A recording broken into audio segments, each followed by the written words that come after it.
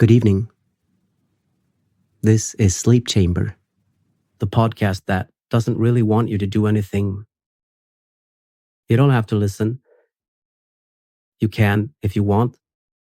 But this is really a situation where you have accomplished all that needs to be done today. You can rest now.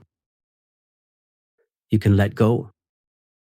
I'm not going to put any particular effort behind my words in this episode, so you can safely tune in and out of listening if you want. I'm Henrik.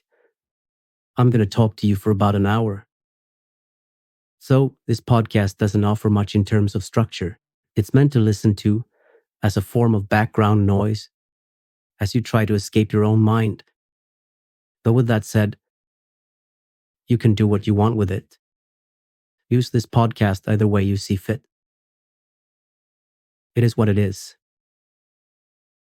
What happens, happens. And as for now, there's nothing you can do.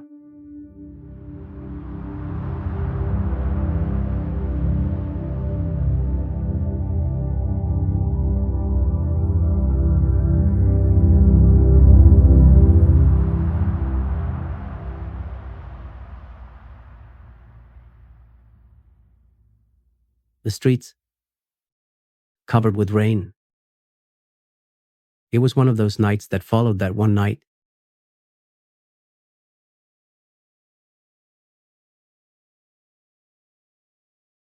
I was in a taxi, and it was one of those nights when I feel like I'm not really here. When I feel like I'm floating around.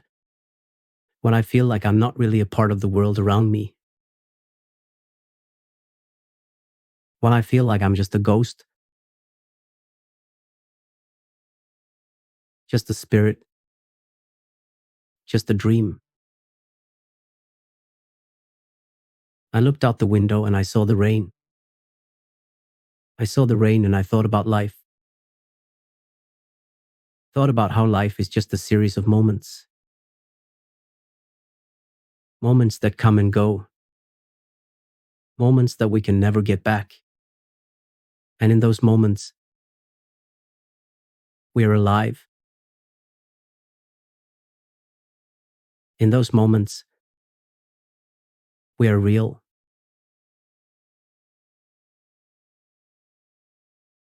And then the moment is gone. And we are left with nothing but the memory of it.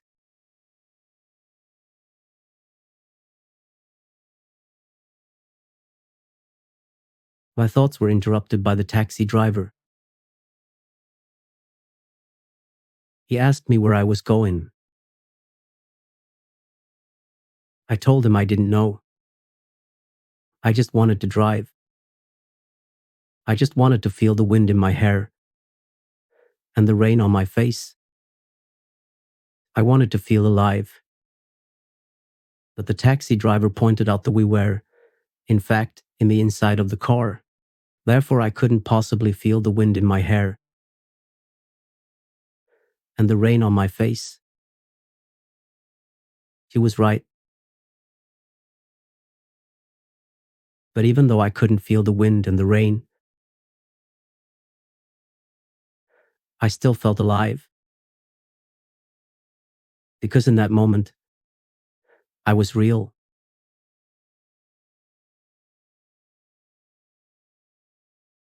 I walked in the rain. I let the rain wash over me. I walked until I came to a park. And in that park, I saw a bench. And on that bench, there was a dog asleep. It was homeless. But it was alive. It was real. It mattered. I sat down on the bench and I watched the dog sleep. I watched it breathe. And in that moment, I felt alive. I felt real.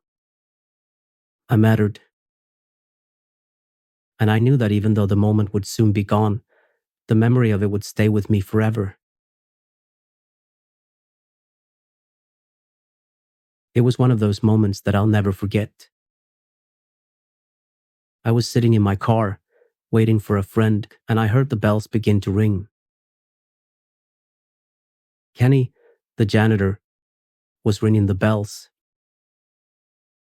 But that day, for some reason, the sound of the bells was different, sadder and more beautiful at the same time. I sat in my car and I listened to the bells ring out over the campus. And I thought about life and how everything is fleeting,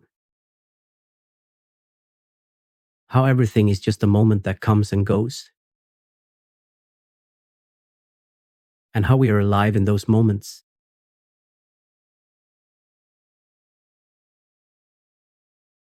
The pizza place on the corner, the smell of the pizza baking in the oven, the sound of laughter. It was one of those moments that I'll never forget. I was sitting at a table with my friends, laughing and joking and having a good time. And then I smelled it. That unmistakable smell of pizza baking in the oven. My stomach grumbled and I realized that I was hungry. So, we ordered a pizza. But even more than that, it was the moment that mattered. The moment when we were all together, laughing and joking and enjoying each other's company. That's what I'll remember forever. This is holy ground. Really, the anchor of my feet.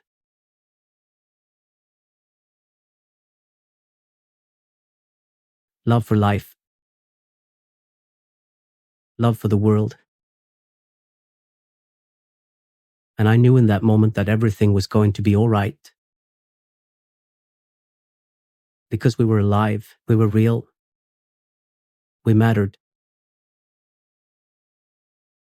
A dash of hope, a touch of love. These are the things that make life worth living. These are the things that make us alive. In a perfect world, we would all be alive in every moment. But the world is not perfect. So instead,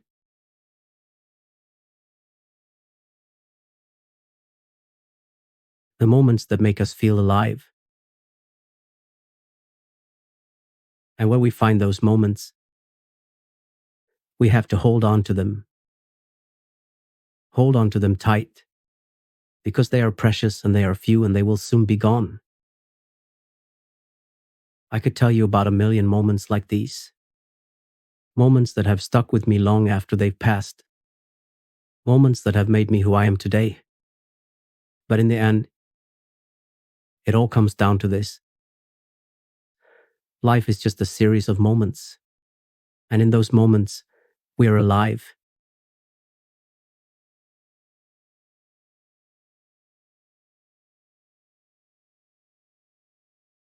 In every kiss, we have only one life left and it is already happening right here all around us. The streets are dark and flowing with gold.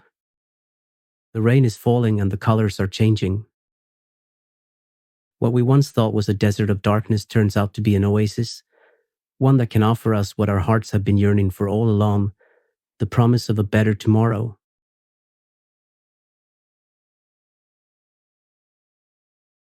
Will this be our chance? Can we make it through this storm together and come out the other side stronger than ever before? A dash of rain on my face, a bolt of lightning in the sky. The storm is coming, but we are ready. I've got you, buddy. Can you feel it? This is our time.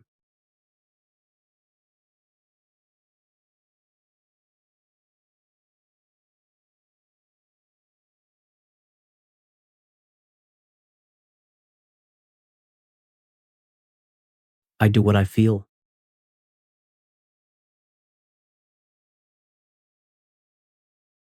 Have you gotten to your dream point yet?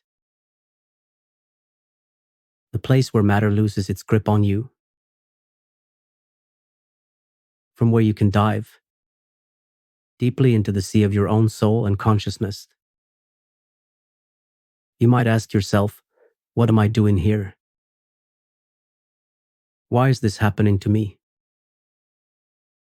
And that's perfectly fine, because it means you're on the right track. The further you go, the more questions will arise. And that's a good thing. It means you're growing, expanding your awareness. There are no limits except for those we create in our minds.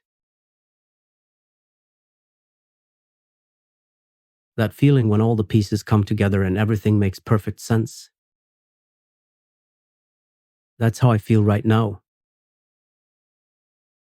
Like everything is finally falling into place. All the struggles, all the pain, it was all worth it because it led me to this moment. This magical, wonderful moment where I am exactly where I'm supposed to be. And nothing could make me happier. But it's not just happiness that I'm feeling. It's also a sense of peace. A deep inner peace that comes from knowing that everything is exactly as it should be.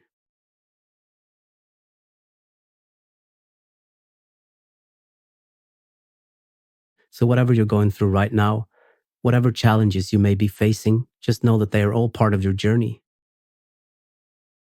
They are leading you to something better. Something beautiful and amazing and worth fighting for. The best is yet to come. But at the moment, there's nothing you can do. Tomorrow or later in the day, you can accomplish some of what is on your table. But not now. My dream point is to be free from the chains of my past. I want to be able to fly away from everything that's holding me back and start fresh in a new place. A place where happiness is within reach and there's no such thing as impossible.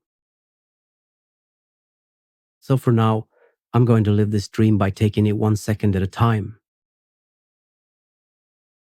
One step at a time. And eventually,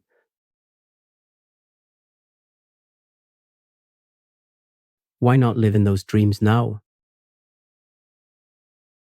Why not make them a reality right here and right now? So that's what I'm going to do. I'm going to take this moment and turn it into something magical. Something worth remembering for the rest of my life. And who knows? Maybe someday, someone will listen to this and it will inspire them to do the same. To never give up on their dreams and to always believe in themselves. There's a thin line between dreams and reality. And sometimes, we have to blur that line in order to make our dreams come true. So let's do it. Let's turn this moment into something magical.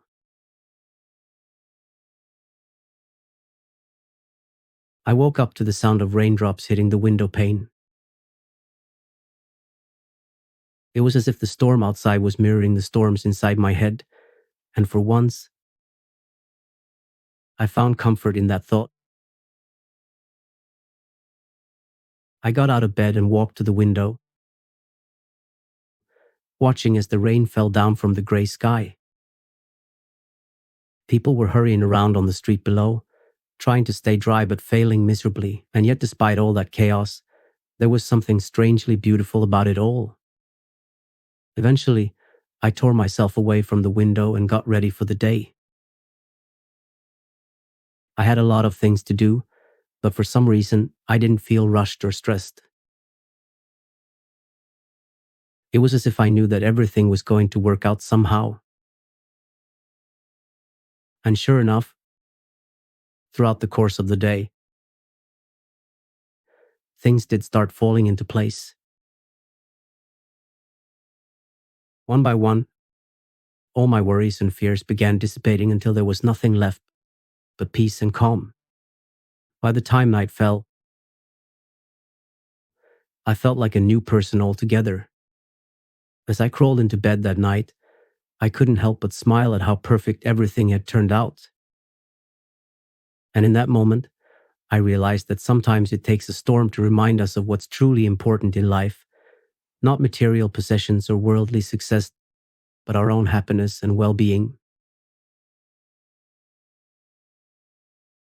I'm sorry about nagging you about the well-being and safety. This is a podcast to help you fall asleep. I'll be silent for 10 seconds and rearrange my brain.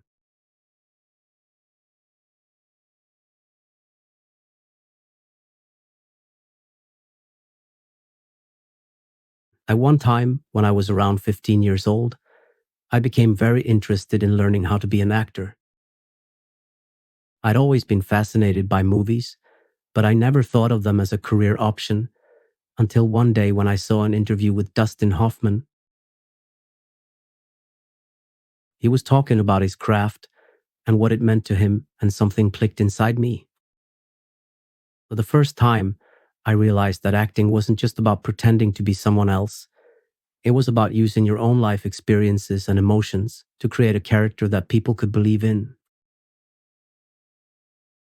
From that moment on, I knew that's what I wanted to do with my life.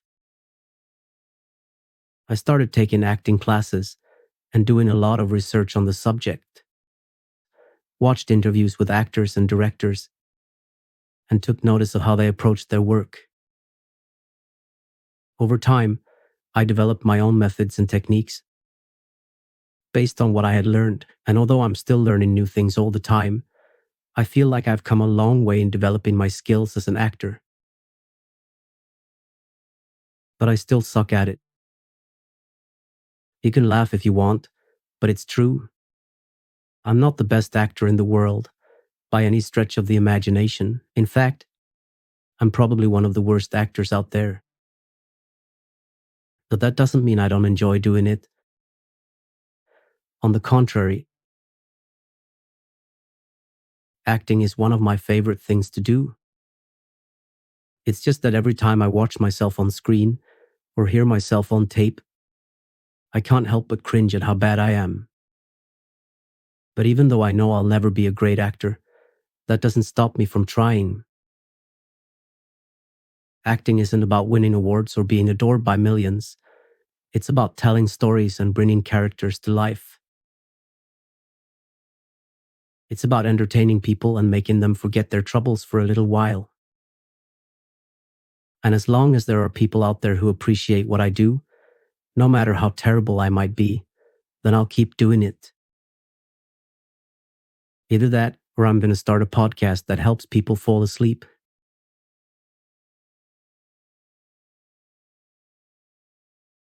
My life is a weird place.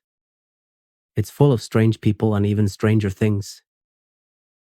But I love it here because it's my home. And no matter how weird or wonderful this place might be, there's always something new to discover. Like that time I found a secret room in my house. I was exploring the attic one day, looking for some old boxes that I could use to store stuff in. But as I was rummaging around, I noticed something odd about the wall next to me. It looked like there was a door hidden behind some of the panels. So naturally, being the curious person that I am, started prying them open to see what was inside. And sure enough, there was a small doorway leading into another room. The weird thing is, I have no idea how long this secret room had been there. It could have been weeks, months, or even years. Finding it felt like uncovering a great mystery.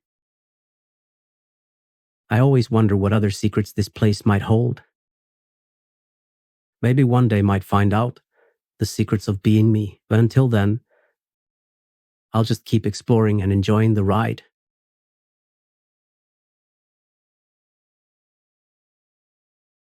On the first day of this year, I made a resolution to myself. I will not make any more resolutions. It's not that I don't like setting goals or trying new things. It's just that, in my experience, New Year's resolutions tend to be more trouble than they're worth. They always seem like such a good idea at the time, but then never end up following through with them. And even if do manage to stick with it for a little while, it never feels like enough. So this year, instead of vowing to lose weight or save money, decided to simply resolve not to make any resolutions. It might sound silly, but so far it's been working out great. Not having any specific goals has freed me up to focus on enjoying life and taking things one day at a time. Who knows? Maybe this is the start of a brand new tradition. My non-resolution resolution.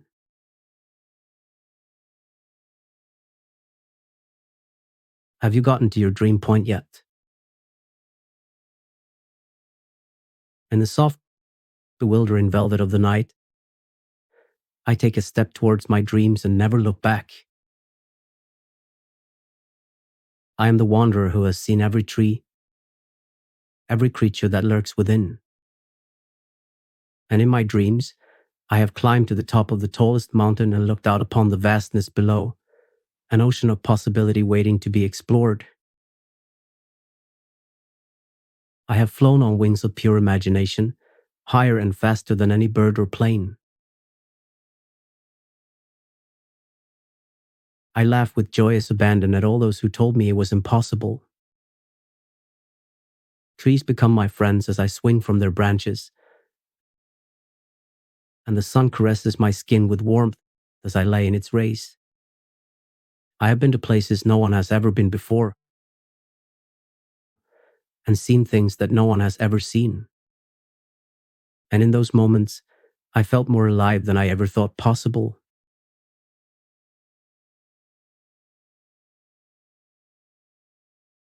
Her name was Lena, and she was my dog. Lena was the best dog I ever had. She was a golden retriever, and she always seemed to know when I needed someone to just be there with me. Even though she could be lazy at times, she would always go on walks with me or play fetch whenever I wanted. She loved car rides and would get so excited that her whole body would wag back and forth. Whenever we went somewhere new, she would stick her head out the window and take everything in. It's like she knew that life was an adventure and wanted to make sure she missed nothing along the way. Lena passed away last year, but even now I still think about her all the time. She was such a special dog, and I miss her. Miss her so. I'm sorry for bringing up my deceased dog in our little night session. I don't plan what I'm going to talk about beforehand. Do you like animals? I can't say that I don't like animals, because there are some that I really do enjoy being around. But at the same time, I'm not exactly what you would call an animal person. I've never been one to go out of my way to seek out animal companionship. In fact, most of the animals in my life have come into it through other people. For example, when I was growing up, my family had a cat named Socks. He was mostly my sister's cat, but still spent a lot of time with him and grew very attached to him. Similarly, in college I had a roommate who owned a turtle. Although I wasn't particularly fond of turtles myself, I became quite fond of the roommate's turtle and enjoyed taking care of it while she was away. So even though I'm not actively seeking them out, animals have always been present in my life in one way or another.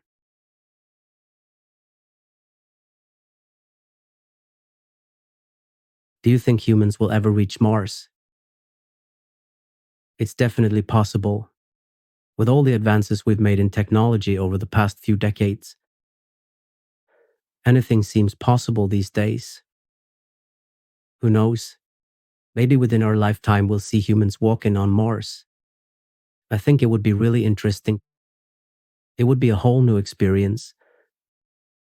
And I think it would be great for humans to have a presence on another planet. However, there are also some challenges that come along with the idea of living on Mars.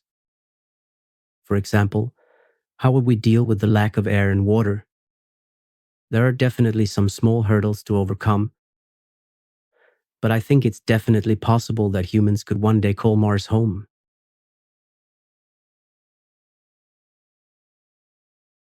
Forever is a long time. Too long, if you ask me. I don't like the idea of forever. It's too much pressure. The thought of having to spend an eternity with someone is just too daunting for me. I prefer to take things one day at a time and not think about the future too much. After all, who knows what tomorrow will bring? So when people talk about finding their soulmate or getting married and spending the rest of their lives together, it just doesn't appeal to me. It sounds nice in theory, but in practice, no thanks. I'll stick with living in the moment and enjoying life as it comes. But then again, maybe that's just me. I often find that people are surprised by my views on love and relationships. So maybe I'm just not the romantic type. Who knows? Maybe one day I'll meet someone who changes my mind about forever. But until then, I think I'm happy living life one day at a time. Do you like the idea of forever, or does it scare you? Let me just remind you that I can't hear you. If you're answering, this is a podcast, pre-recorded. I won't be able to hear you.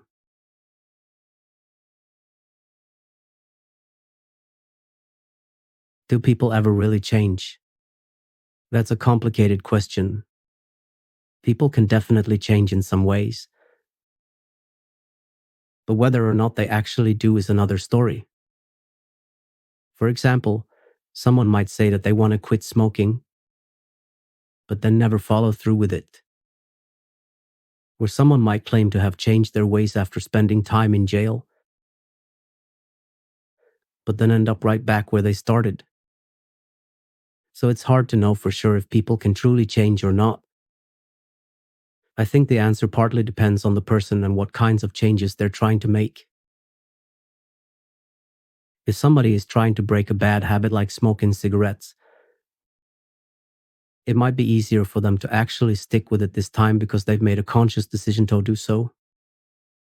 However, if somebody has been engaging in criminal behavior for years and suddenly decides that they want to go straight, it could be harder for them to maintain that change because old habits die hard. Ultimately, only the person themselves knows if they're capable of changing or not. All we can do is support them along the way.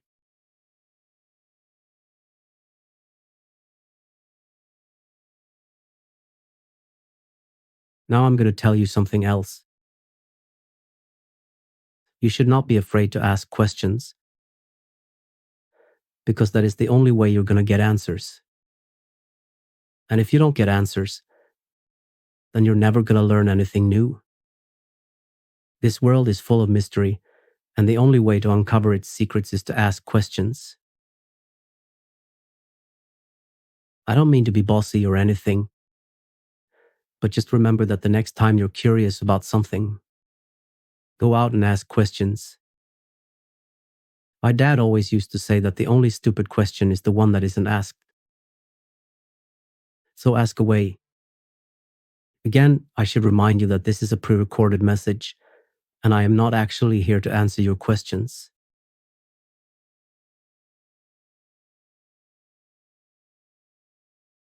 People always say that the pen is mightier than the sword, and I believe that to be true. With a pen, you can write down your thoughts and feelings and share them with the world.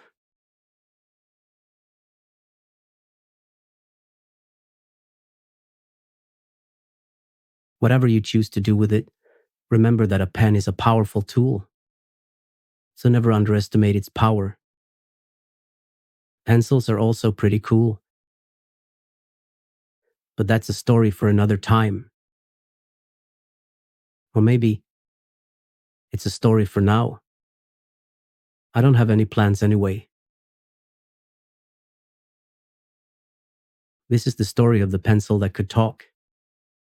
I know, it sounds silly, but just bear with me for a second. This pencil was different than any other pencil in the world, because this pencil could talk. This pencil could actually hold conversations with you. It knew everything about everything and was always happy to share its knowledge. The only problem was that no one believed that the pencil could really talk. They would laugh and call it names whenever it tried to engage them in conversation. But the truth is, even though they didn't believe the words coming out of the pen's mouth, deep down they were fascinated by its intelligence and a little bit scared too. One day, the pencil got fed up with being treated like a joke, and it decided to leave. It didn't want to be around people who couldn't appreciate its gifts. So it set off into the world on its own. And without anyone there to sharpen it, it became nothing more than a useless stick. And that's when the pencil realized that maybe people weren't so bad after all. Maybe they were just afraid of something different, something new. The moral of this story is unknown. At best, I don't know why I told it.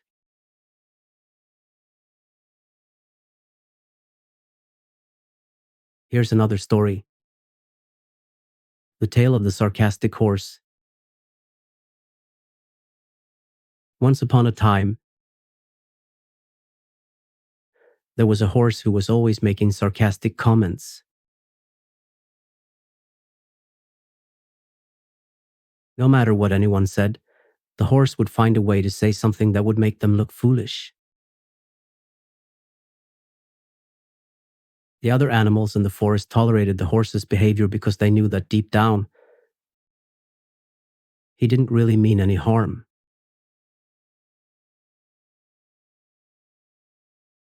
But one day, the horse went too far and made a comment that hurt someone's feelings so badly that they ran away in tears. The other animals confronted the horse and told him how disappointed they were in him. They said that his sarcasm may have been funny at times, but it also caused pain and hurt people's feelings. The horse realized how wrong he had been and apologized to everyone for his behavior. From then on out, he tried to be more mindful of his words and only use his sarcasm for good instead of causing harm. The story doesn't end there, because the horse eventually continued to be sarcastic and ran into trouble again. And that's how the horse learned that sarcasm can be used as a weapon or a tool. It all depends on how you use it.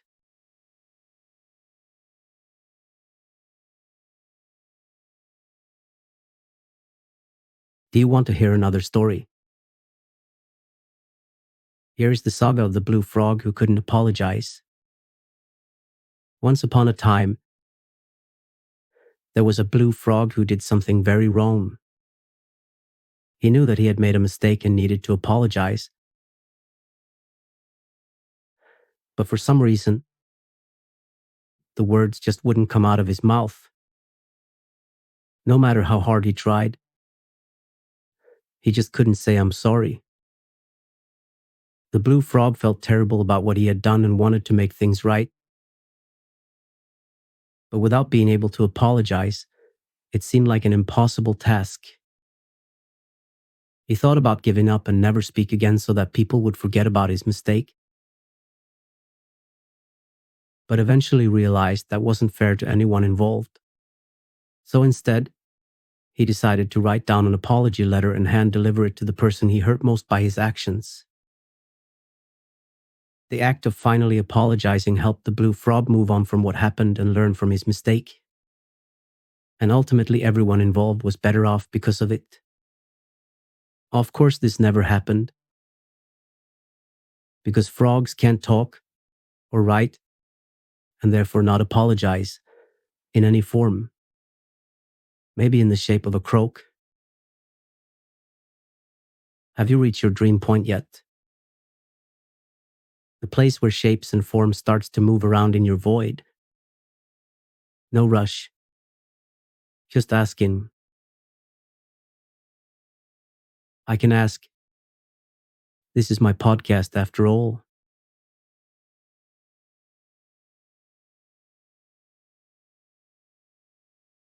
Last Tuesday, I went to the grocery store and saw a man who looked exactly like my father. It was so weird, because my dad looks like no one else. Anyway, I went up to the man and asked him if he knew who I was. He said no, but we started talking anyway. We talked for hours about all sorts of things, and it was really nice. Eventually, I had to go home, but before I left, I gave the man my phone number and told him to call me sometime. A few days later, he called me and we made plans to meet up again next week. And that's when I realized that even though this man wasn't actually related to me by blood, he was still family in every way that mattered most. I guess he was my dad. I'm not sure. This is a story about two brothers who were always fighting with each other. No matter what they did, they could never seem to get along for more than a few minutes at a time. One day, after yet another heated argument, the younger brother stormed off into the forest and didn't come back for days. The older brother went looking for him, but no matter how hard he tried, he couldn't find his wayward sibling anywhere. The weeks turned into months, and still there was no sign of the younger brother. Just when the older brother had given up hope of ever seeing his little brother again, he heard a voice calling out to him from deep within the woods. "Help! I'm lost." The older brother followed the voice until he found his little brother, who was trapped in a cave. The younger brother had been trying to find his way out for all this time, but without any success. The two brothers hugged each other and vowed to never fight again. They realized they were the best of friends, or at least until the day after, when the older brother threw a carrot at the younger brother's head during breakfast, and they started arguing all over again.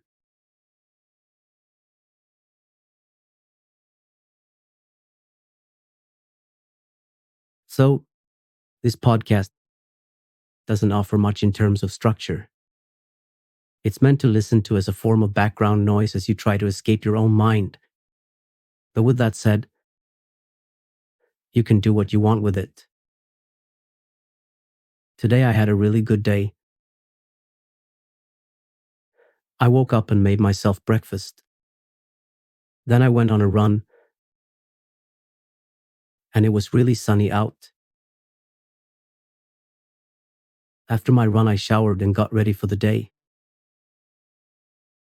Then I met up with some friends and we went to lunch. We had a great time talking and laughing together. After lunch, we walked around town for a bit, then said goodbye.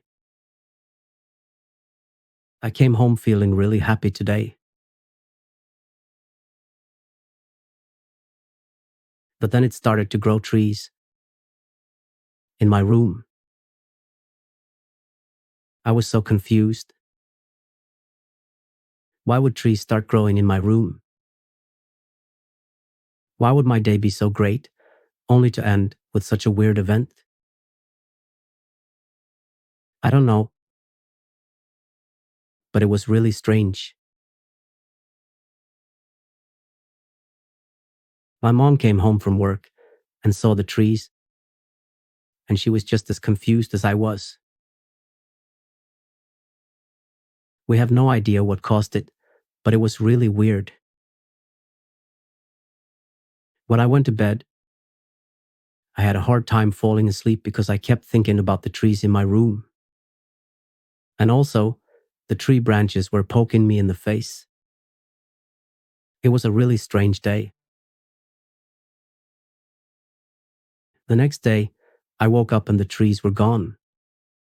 It was like they had never been there in the first place.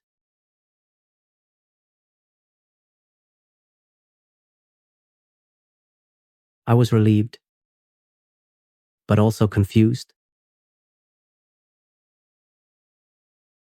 Was it something I did? Or was it just a weird fluke? My neighbor, who is a professor in botany, came over and said that it was probably just a weird fluke. I'm still not sure what to believe. The trees had a smell, too. The leaves didn't look like normal leaves. They were a weird shape and color. Lion's belly. The professor told me to call the pattern on the leaves lion's belly.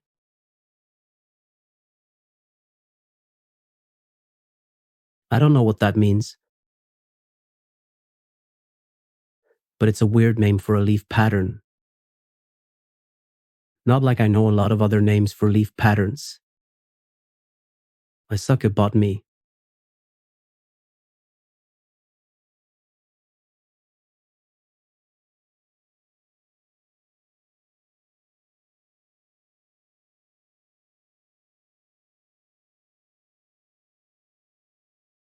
The sun and the wind came out of nowhere and stung us all in the face. We all laughed it off, shaking out our hair. It was the first time I'd seen her in a few weeks, and she was definitely more beautiful than before. She'd been out of town with her parents for the last month, but was finally back. The ride back to her place was fast and took no time at all. I left her at her apartment and promised to see her the next day. I was on my way home when my phone rang. I'm so sorry. I totally forgot to tell you. My parents are in town for the week and they want to meet you. I hung up the phone and turned around. I was going to have to go shopping. Whenever I look up, I sneeze. So I sneezed, and at the same time I was thinking of a memory. A memory of when I was much younger. I was outside playing with my friends and we were laughing and having a great time. She was there, in my memory. This was the exact moment I fell in love with her. How could I have forgotten something like that? I guess I was just too caught up in the present to remember the past. The street felt different under my feet as I walked to her apartment. It was as if I was walking on air. I was so nervous. I had no idea what I was going to say to her parents. I knocked on the door and she answered it. Hey? She led me into the living room where her parents were sitting. They both stood up and her father held out his hand. It's nice to finally meet you. I'm Mr. Smith. Likewise, I'm Tom. We all sat down and they started asking me questions. Where was I from? What was my job? What were my hobbies? I answered them all as best as I could. I could tell that they approved of me and that made me feel good. After a while, they excused themselves and went to bed. She showed me to her room and we sat down on her bed. They're just a little overprotective. I leaned in and kissed her. It was a long kiss, and when we finally pulled away, we were both breathless. I should go. I walked home with a smile on my face. I had a feeling that things were going to change for me. Youth, even though it can be confusing and overwhelming, it's also a time when you're full of hope and possibilities.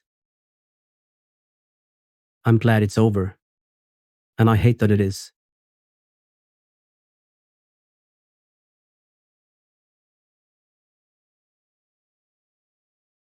I'm too old, and I've been around longer than most. I'm on that one swing that I always sit on. It's up there by the steps, the ones that they all climb up to get in. There's no one on it, and I'm too fat to jump. So I'm stuck up there, suspended in my swing, making wishes that my skin is tight. The sunlight hits me all happy and shiny, and I smell the lavender. Someone put some real fresh flowers in my hair. I look at them and see them dripping off, and I wish that it was me. I take the flowers and throw them out, just like any kid would do. Not like the magic lilies and tulips the lady upstairs leaves there. Her son died. I remember her talking about it. And she's going to be sad, like all of us are.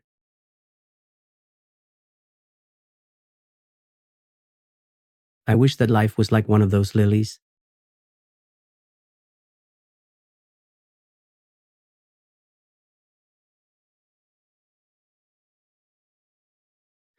Like lollipops. I wished for more days, and that my dad would give me a hug one more time.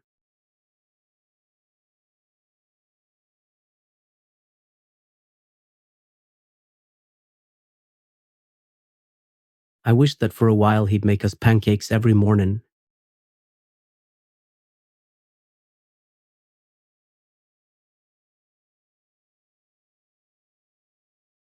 I closed my eyes and concentrated. My forehead slinging back against the swing set. My elbows rubbing my shoulders, and legs playing under the swing, making it vibrate. Then the wood was filled with its sound.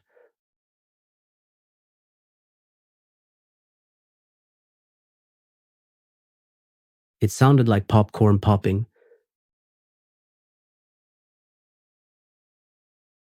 nails being hammered into a board, the roar of a jet engine,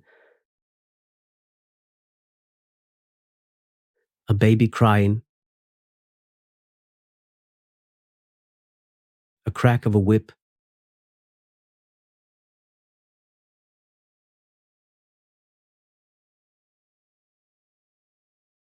There was something so funny about it that I couldn't stop laughing. I couldn't even keep my head still.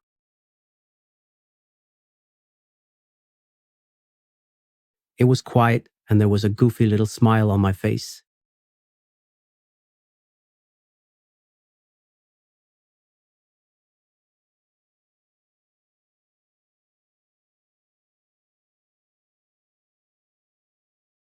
Fred, you're messing up the wood. I didn't care. I kept laughing and laughing. My cheeks hurt, and I couldn't stop.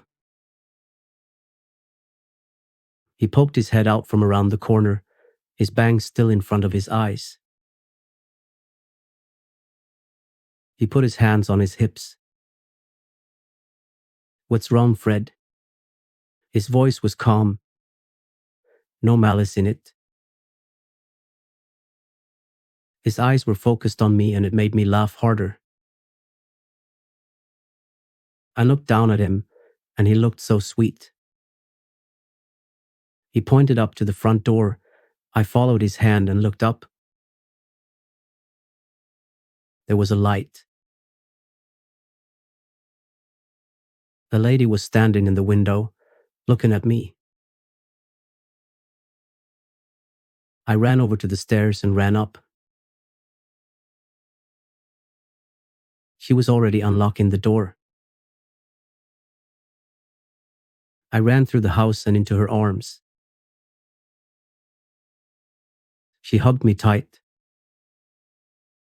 She took my hand and led me into the kitchen. She moved her face close to my ear. I'm so sorry. I'm sorry, I repeated. She pushed me into the refrigerator. I'll get you a drink. She pulled out a jug of orange juice and poured some into a glass. Here, drink this. You're going to be okay. She brought me into a hug, held me close. It felt like a million tiny little hands were cupping my belly. I could feel something small and warm bouncing around. I'm so sorry. She held me until my breathing slowed and I stopped crying. I stood up and hugged her tightly.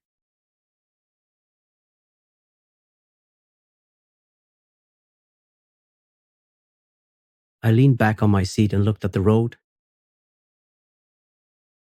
I could see Joseph's house up ahead and my heart started beating. I hope he doesn't mind that I took his car. I reached out my hand to the cabbie. Coffee time.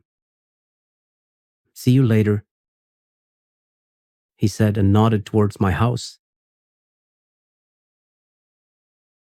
My heart sank as I walked towards the entrance. When did I become so comfortable? I walked up to the front door. One of these days, it's going to catch me and I'll never make it home in time.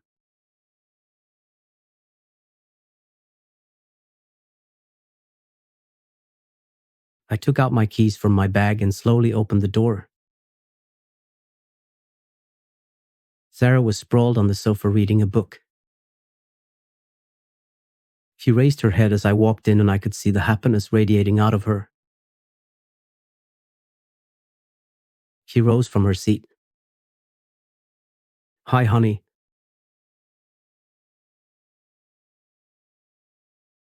She came towards me,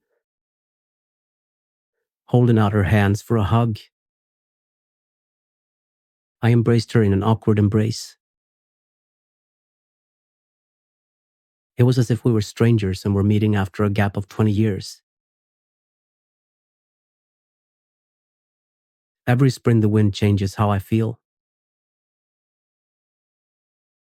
It blows dust and leaves and grime and various bits of debris all over, starting with the windows and continuing all through the house. I hate cleaning, but I find that every spring, I really want to. I want to clean everything and scrub down the house. I want to put everything away in its proper place.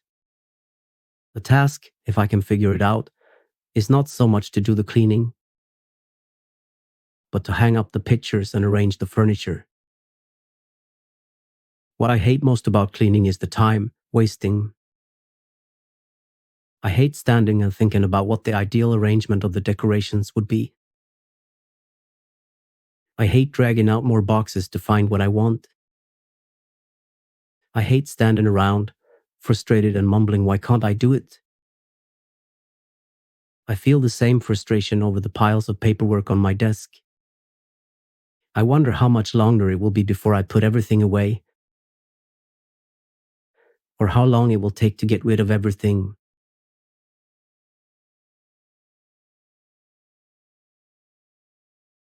I need to get rid of all the clutter in my life.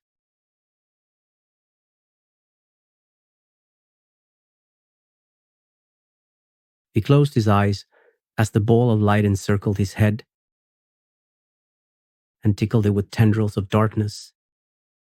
It was an image he hoped would fall away as he drifted off.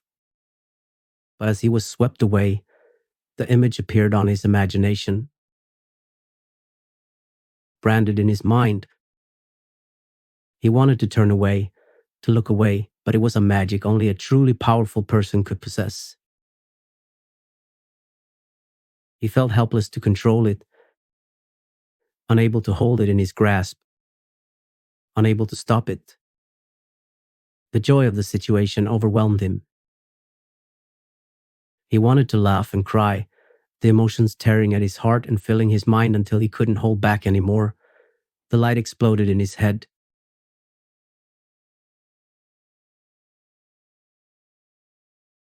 Affection is only a word. It's nothing you can use in real life. It's a word you use to describe something that's not really there. You can't live up to it.